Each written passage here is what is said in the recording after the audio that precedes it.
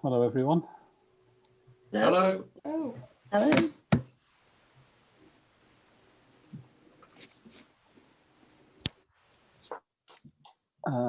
Well, it's gone 7 o'clock, so I think we'll begin. Does anybody know of anyone else who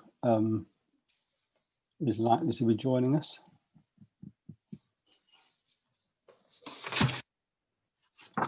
Okay. I'm just sending David the link again. Oh, right, David's not here yet. Okay. I don't know if Leo's been through this with you already, but he's put a note up on the chat box asking us to note that this meeting has been recorded, that if you wish to speak, please raise your hand either like this or with the little hand signal that comes with the reactions button. Please tell us who you are, which church you are from, and please remain muted if you're not speaking. Is everybody happy about that? Good.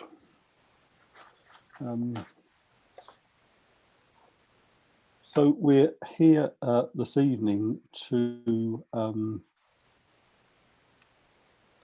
pay particular attention to the finance report, and it's good to have Mike with us, Mike Hart, Synod Treasurer, and now welcome David, to have David White with us, who's the Synod Finance Officer.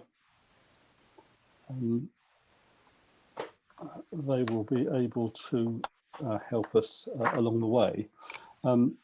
Before we begin, let's have a word of prayer together. Let us pray.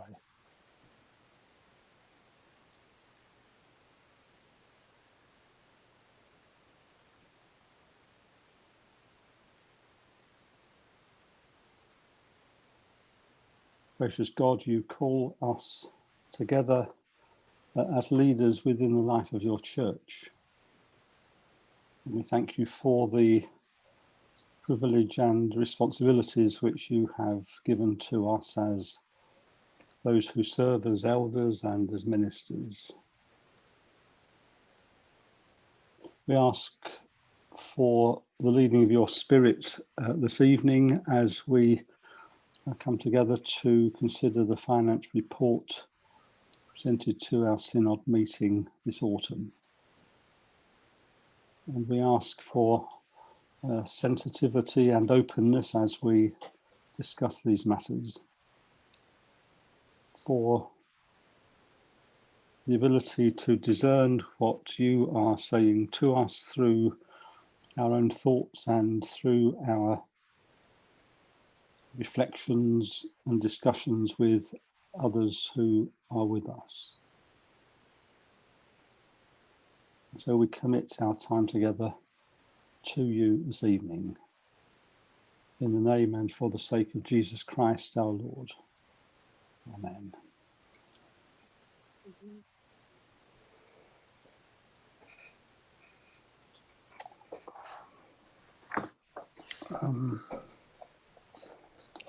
Folks, as I understand it, we asked for questions on the finance report to be submitted before the first of these meetings looking at the finance report. As far as I'm aware, there have not been any subsequent questions following that first meeting, but I'll read out in turn the two questions which were put to us for that occasion, and give Mike the opportunity to respond to them, and David, if he wishes to add to what Mike has to say. Before I do that, Mike, do you want to say anything by way of further introduction to what you've written? I don't think so, Brian. I think I'm happy to sort of start with the questions, and then if there are things I think we need to bring out, I'll pick them up towards the end. Okay, good, thank you. So we have had a question from Will Lindsay, who is from St George's Church in Carlisle. Will was with us for the earlier meeting. He's not, I think, with us, joining us this evening. And he put his question in these words. He says there didn't seem to be any management accounts, say for 6 months to the 30th of June 2020 included in the papers. Given the significant challenges Synod, local churches and members are facing, it would be good to see how we are travelling financially. And then he goes on to say, I appreciate that significant changes have been made during the last 2 to 3 years in terms of centralising costs, expenses and asset and liabilities, and the last 2 years' income expenditure results may well have been negatively impacted as a result. If we follow current trends for a few more years, this will result in further significant erosion of capital and our ability to support all the initiatives in play to support our communities. I'd like to see the development of our long-term plan, including financial implications, completed as a matter of urgency and within a much shorter timescale than 12 months. This was an action to be completed this year and of course understand the challenges with coronavirus. Is this possible? Will asks. So Mike, over to you. Okay, let me deal with that in 4 parts. Firstly, an apology. There will be some management accounts for the final part of Synod meeting on the 14th of November. We've introduced a new format for reporting to be able to explain more clearly how the money that Synod spends is used, how it reflects our support for local churches and the investment in the priorities that the Synod meeting has agreed. Unfortunately, the technology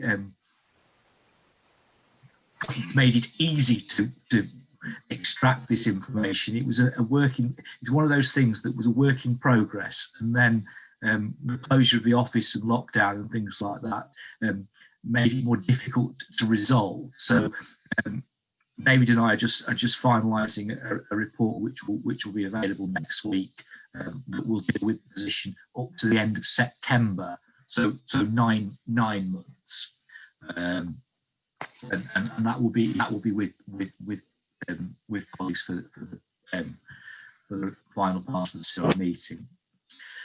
In terms of where we've been for the last 2 years, in the report you've got the extracts of the SOFA, the Statement of Financial Activities for last year, and the balance sheet at the end of December.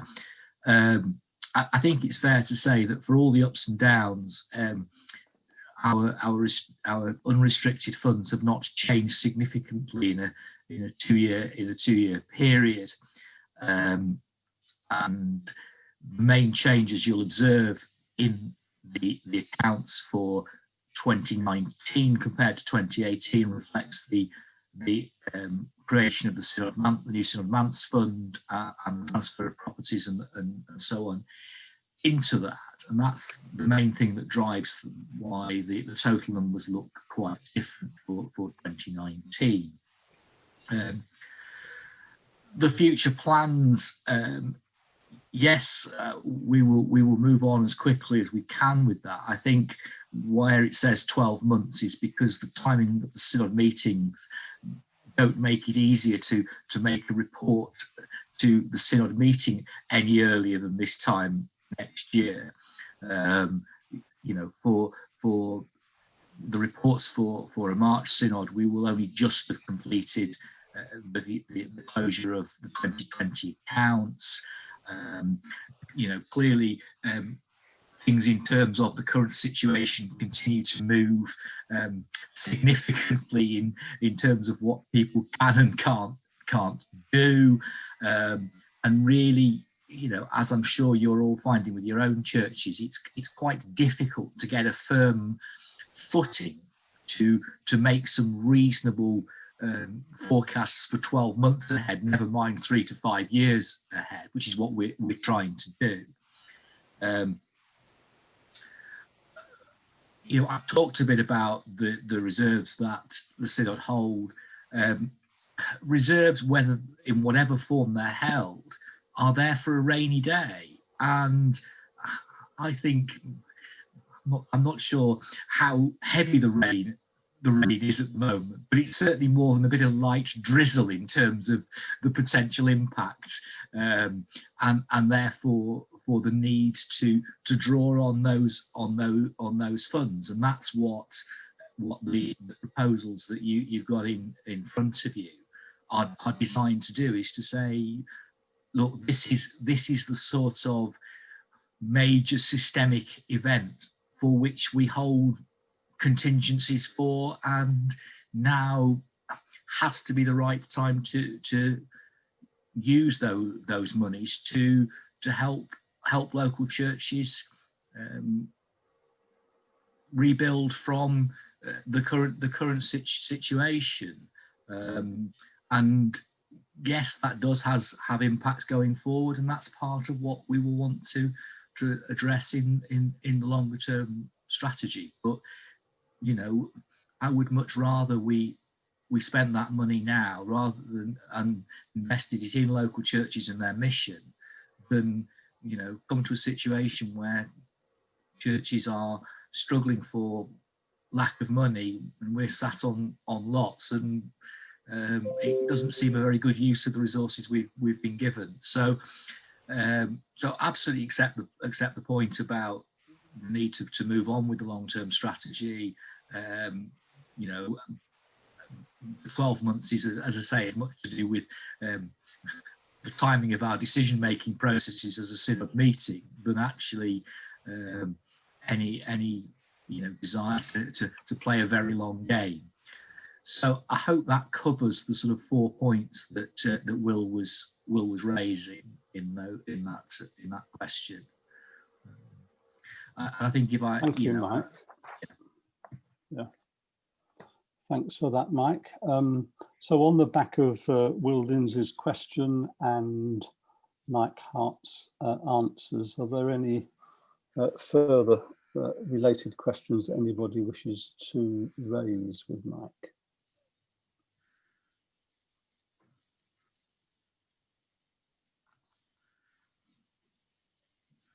I see none. Okay, happy to move on. Thank you. And the second correspondent asking a question about the finance report was Jackie Embry, and she has asked, would it be possible for future budgets to include comparative figures, please? It would have been very helpful for 2021 to have seen 2019 actual and 2020 projected figures alongside the budget figures. Mike. Yes, as a response to our minister's questions, might say, I refer to my previous answer and the problems we've had in terms of getting the information into the new format, and that will be part of the information that will come next week. Thank you. Okay, so those were the two questions that were posed, and Mike's kindly given us 5 answers to the 2 questions, and very helpfully so we're grateful to him for that. The reason that, I think fairly obviously, the reason that we asked for questions beforehand was so that Mike and David weren't kind of bounced upon and were able to prepare to give us helpful and considered and reasonable answers this evening. Having said that, if there's anyone who has got another question to raise with Mike or David, then we've got time to do that. Depending on the question, Mike and David can either answer it now or come back to you with a more considered answer later. So is there anybody who wishes to raise anything further at this point? What? John Piper. Thank you, Brian. Good evening, everyone. This isn't a question, so Mike can relax. I think most of you know that I was Mike's predecessor as Synod Treasurer, and I'm currently Deputy Treasurer of the denomination. I just wanted to say that whether you're Treasurer of a local church or of the Synod or of the denomination, trying to plan finance, and especially trying to plan long-term finance at the moment when it feels a bit like we're in the middle of a tornado or something worse, is verging on the impossible. And so I absolutely support Mike's view that while we're in such a position of instability, we ought to use our reserves to cushion the effects insofar as we can. And I just wanted to take the opportunity to thank Mike and David and the Synod for the support they are attempting to give local churches, and through that route to give the Ministry and Mission Fund centrally through this very, very challenging time. So thank you. Thank you, John.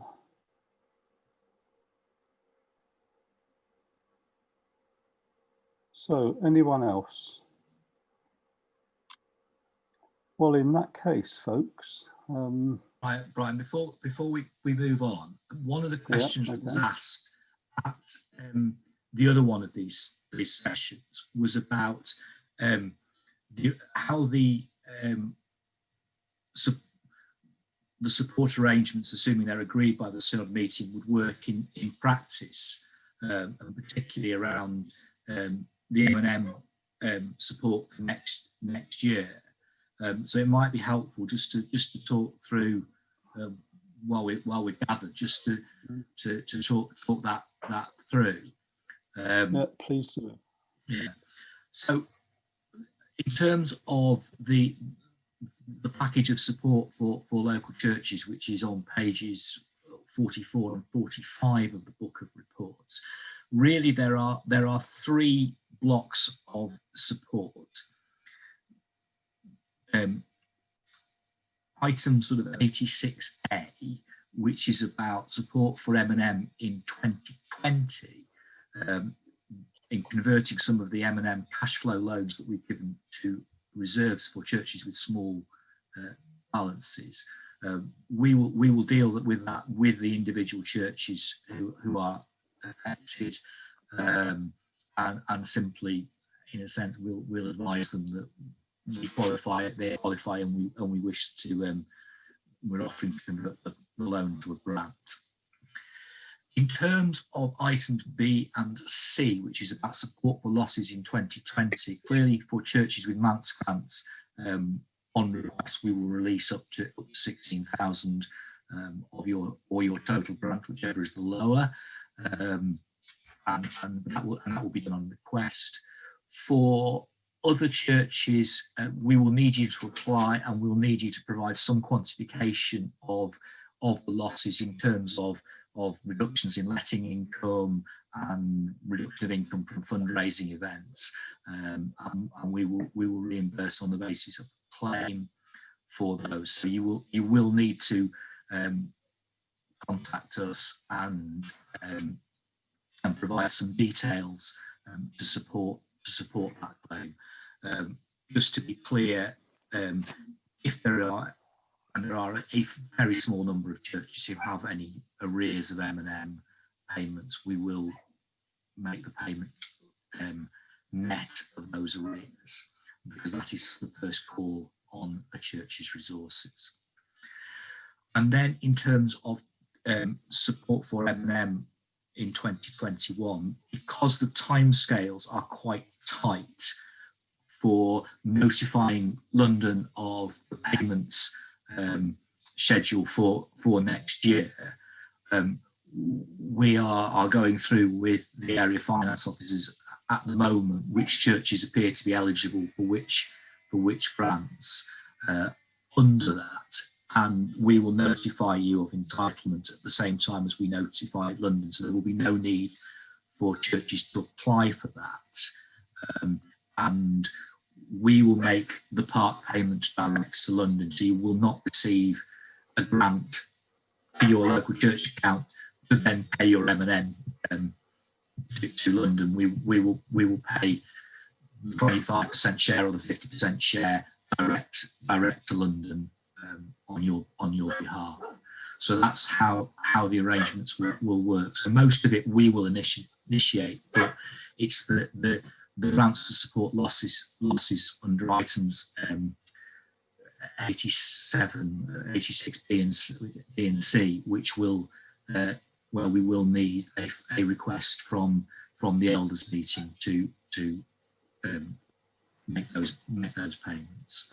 So I hope that's clear. We're trying to minimise the work that church treasurers are having to do, and make a process run smoothly and swiftly for everybody.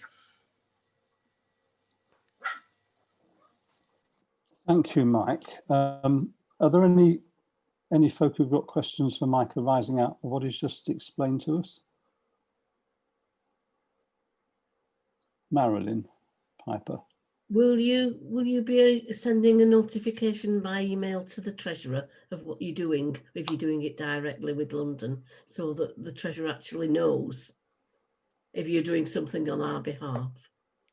Yeah, we'll provide churches with a statement that says this is the gross amount of your M&M assessment, and this is the amount that we're asking you to pay, and this is the amount we're paying directly as part of these arrangements. Yeah. Thank you. Anyone else? Wendy. Wendy Smith, Alcrington and Providence. Just a quick question. The money you're holding from the sales of MANS, the 16,000 we can request, we don't need it till next year, but is it only one payment in the year? Or can we request again later on in the year for some more money from the MANS money you're holding? In terms of there is what we're saying is there is 16,000 available for you from your MANS grant that you can use to support losses in 2020. You just need to notify us. Any other money that's in your MANS grant, you're welcome to request. It will require, you know, a short statement that says this is the purpose is for which it's required, and you know, it's part of the mission activities of the church. We've got the quinquennial due the start of next year, and we're expecting to need a bit of the MANS money, maybe more than 16,000 to complete the jobs. So that's not a problem. No. That's that. We're trying to just make it easier to get for churches who've got MANS grants to get some immediate money to support their current situation. That's fine. Thank you, Mike.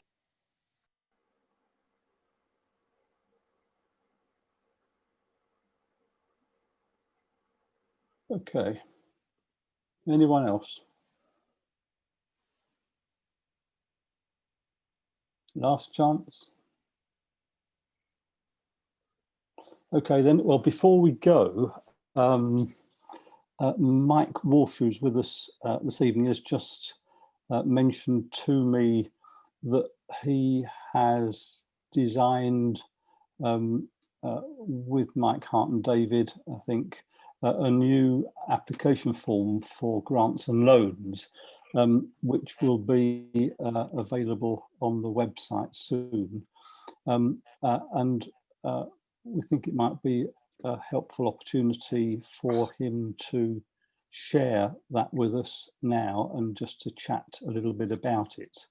That requires Leo to allow Mike to share his screen with us all. But Leo, can you do that? Done. Done. I thought you might be asleep, Leo. Over to you, Mike Walsh. Thanks, Brian.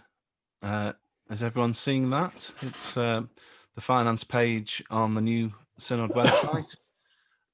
There's lots of really helpful information that Mike's put up there about the financial year, if you like, all the dates that things are due for treasurers and stuff like that.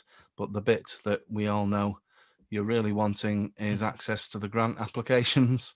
There's now a section on the page with a button that takes you across to a page about grants, and there is a covering letter, guidance notes, how to fill in the form, and there's the form itself. And if you click on that, it will open up as a PDF document. You can still print it off and fill it in by hand if you prefer, but also now it's got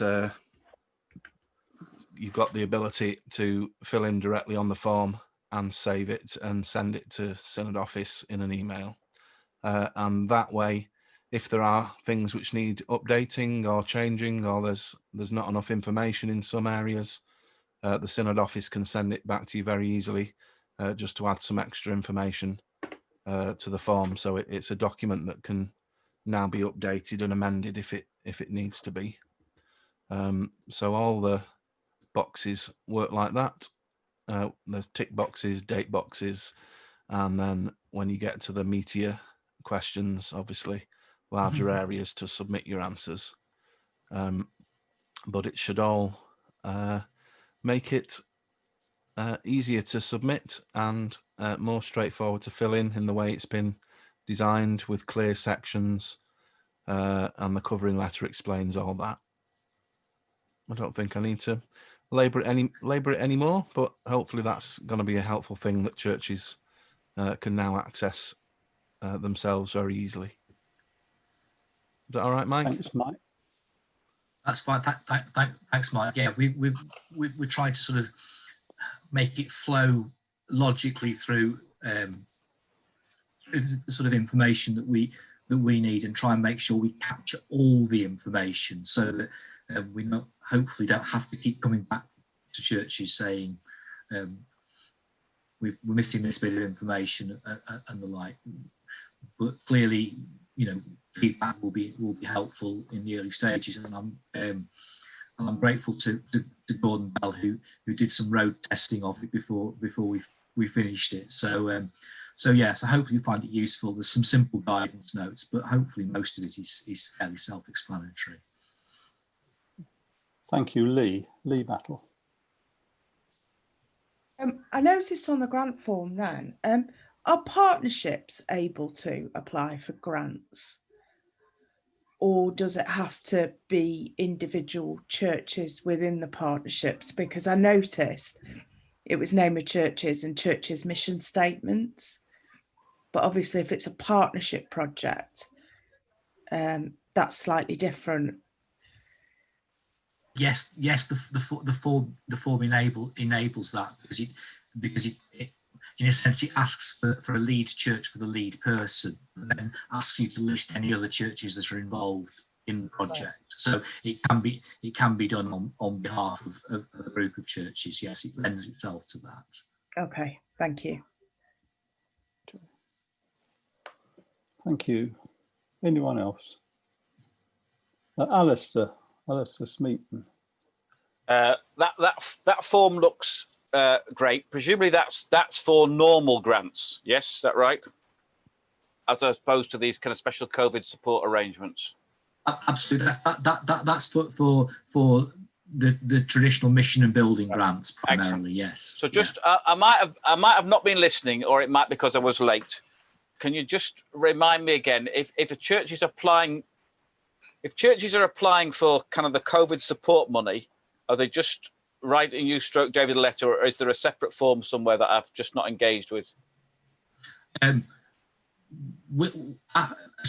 Once the synod meeting has made its decision, because Right. I don't want to prejudge anything, we will write out in the couple of days following that to confirm the arrangements. Unless we're about to go, unless churches are about to go bust, in which case they should probably ring you.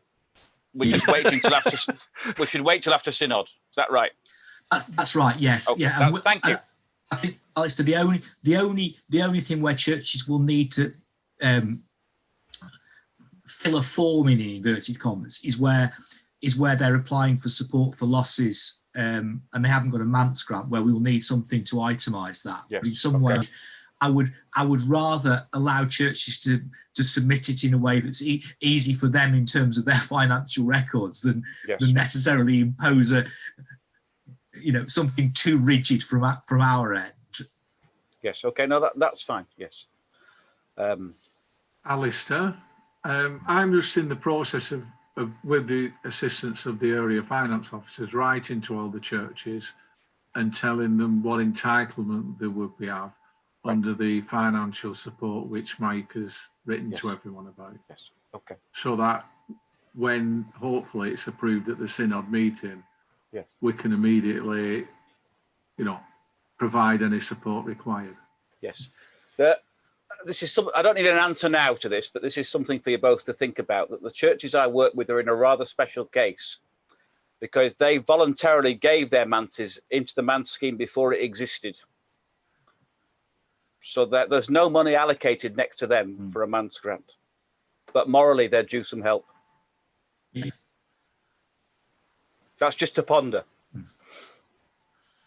Yeah. We understand those sorts of issues, Alistair. I'm sure it'll all be fine. Yeah.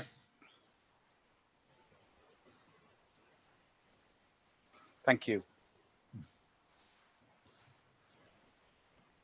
Sorry, I was speaking to you and I was muted.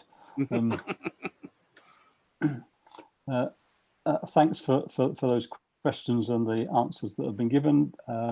This is our last call for any other questions this evening.